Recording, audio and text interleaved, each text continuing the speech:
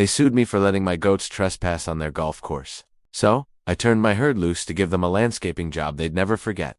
My goat farm sits on 35 acres of rocky hillside that has been in my family for 4 generations, completely fenced to keep them where they belong. At least it was fenced until prestigious Pines Golf Resort decided my property lines were optional. The developers bought the valley below and built 18 holes of championship-level perfection. Manicured fairways, artificial ponds, and greens so perfect they looked fake. Membership there costs more than most people's cars. For the first year, everything was fine. My goats grazed peacefully on my hillside while golfers played their expensive game in the valley below. 2 different worlds, separated by a sturdy fence and mutual respect.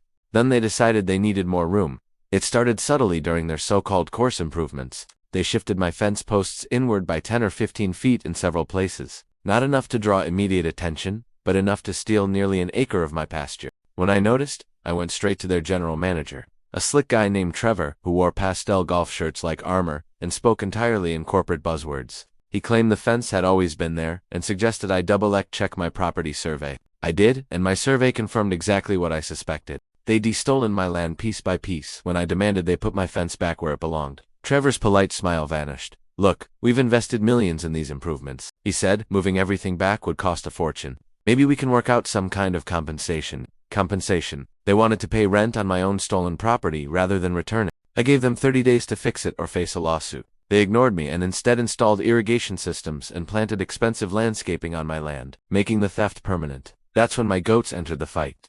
Goats are natural escape artists, especially when their pasture keeps shrinking and there's perfectly manicured grass just over the fence. And thanks to Trevor's crew, several gaps had been left wide open. The first escape happened during a weekend tournament. 12 goats snuck onto the fancy fairway. Groundskeepers found a 20-foot strip eaten up, and Trevor was absolutely furious. He called me screaming about trespassing livestock and demanding I pay for repairs.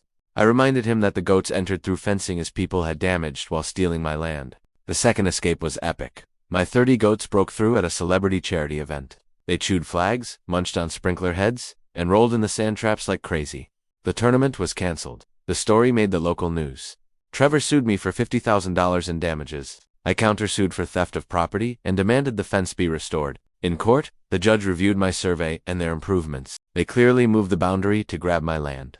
I want my fence back, all improvements removed, and my legal fees covered. And a reminder that I wasn't liable for any goat escapes caused by their damaged fencing. Trevor had to rip up a cart path, move sprinkler systems, and replant an entire fairway. The cost, exactly the fortune I warned him about. Hit like and subscribe for more goat justice stories.